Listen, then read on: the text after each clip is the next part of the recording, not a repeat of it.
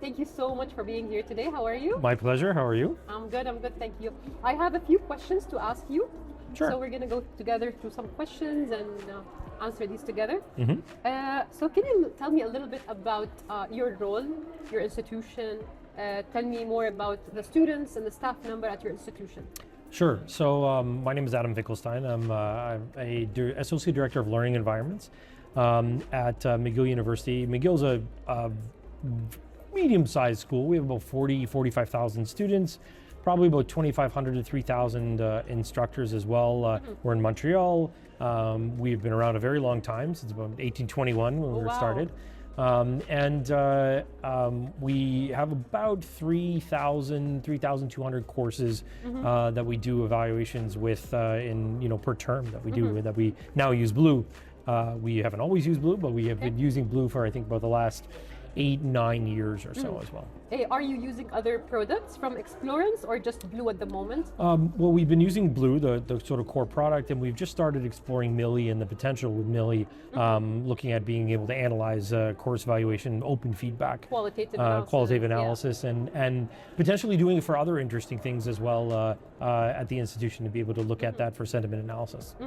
So are you planning to use Millie as a standalone software or integrated with Blue so that you can get your qualitative and quantitative analysis together in the same report?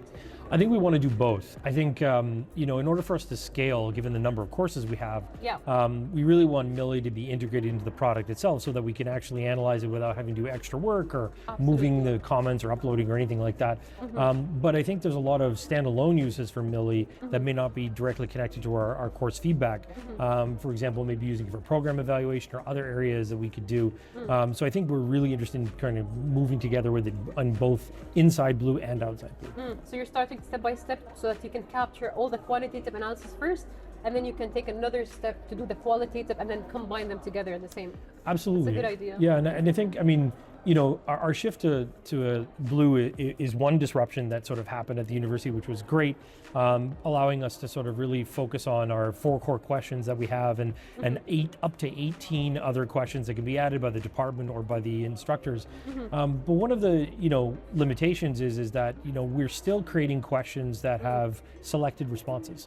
And one of the difficulty is that yes, there's open comments within Blue itself. But a lot of the focus on the students and focus on the reporting is based on the numbers.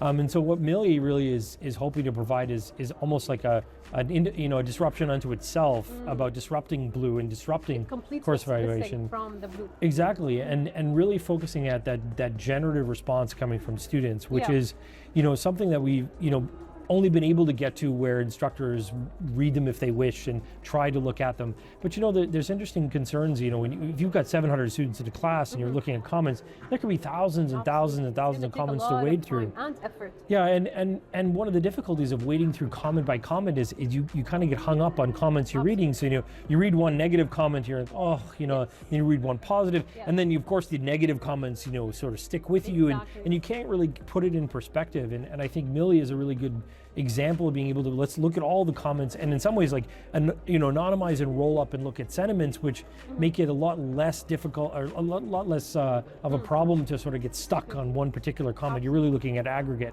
and then giving you some new ideas and new insights, and who knows, ideally that maybe this can even change the way we do course evaluations themselves. Instead of asking a whole bunch of selected responses, maybe we just start asking questions like what really great things happened in this course for you. How did this course help you when you're learning? What sort of feedback and that's a do good you idea, have? especially with the contextualized analysis in Millie. It's going to be able to help you with that. Absolutely, and really get to some concrete feedback. And that's one of the difficult things with course feedback is that when you're looking at just quantitative numbers, okay, well, you got a 3.8, you got a 3.7 this year, you got a 3.9. It doesn't give you tangible actions that you can take. So what can I really do to improve? I really got to look at the open feedback. And that's where having that analysis can be really helpful to sort of do that. That's good. And you've mentioned something interesting. You've been using Blue or Explorance in general for so long. What made Blue stand out among other products? Well, I think it really was, especially when we started looking at it at the time, the only product that really targeted course feedback. You know, like there are lots of other tools out there that are like just survey tools, etc. But I think what makes Blue extremely useful is that it's built by a company specifically targeting course feedback and feedback in general, and that leads to things like McGill and innovations where a company like Explorance is looking at ways to push the feedback field forward, not just the survey field. And I think that really makes a big difference where the expertise of looking at feedback and how you can use feedback, and things like McGill being able to look at sentiment analysis and like being able to have the effort that's gone in, the millions and millions of comments that you've already done to pre-train AI machine learning to look at that is not something you're going to get in just another survey company. So I think that's really what helped do that. And we moved from a system that was really an in-house system to Blue directly and with Explorance. And I think that was at the time it really was a difficult but useful thing to do, partially because we really needed to get out of the game of building our own systems. That's just not something I think that was a really good long-term strategy for us, and we knew that.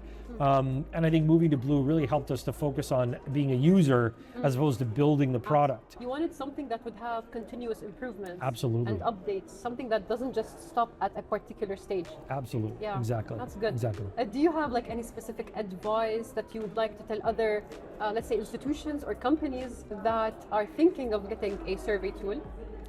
Yeah, I think you really need to look at not just a survey tool, but you really got to look at a company that is building a feedback tool, because it's not just the actual gathering of the data; it's the analyzing of the data, the reporting of that data, even things like being able to export that data. So, like we use Power BI to do a lot of outside of Blue analysis, and without the ability to sort of access with APIs and all those things as well, we wouldn't be able to do that. So, I mean, I think that any university that's really looking at, can I sort of bring my feedback to another level and go beyond just, let's just do a bunch of surveys and do our own, quantitative analysis. I think that's where Blue can be extremely, Explorance can be extremely helpful. And it's not just a feedback tool. You've got other tools like McGill and reports that can push us into a level where we can do more qualitative analysis, which is something all of our universities have wanted to do for years, to be able to get at much better opportunities to use course feedback tools for actual course feedback. Because in order to be able to do that, you need actionable sort of things that you can do as an instructor, and without a good report back to be able to look at, well, what can I improve specifically, as opposed to just, things went well or things went, not so well or whatever they might be. You really got to look at those comments and the feedback from the students. Absolutely. And do you prefer to use the Blue reports in general as the individual report, or do you also use the aggregate reports where you get levels, department reports, institutions? How complicated did you dive deep into the Blue reports? We do both. So we have both the reports or the dashboards for instructors, and then we have unit head reports that go to the unit heads as well. And then there are also reports for deans as well, because each, one of the things about being in Quebec is that, there's always a tension between the privacy issues around job performance versus using it for course feedback. And so we're sort of been playing that two sides of the coin, and it does make it complicated. But I think, multiple levels of reporting allow us to pull out anonymized data where needed and be able to get to the right kind of feedback to the right levels at the university. Amazing. Thank you so much for these useful insights. I enjoyed today's interview a lot, and I hope other institutions also enjoy this. Thank you so much, and have a wonderful day. Thank you. Thank you. Thank you.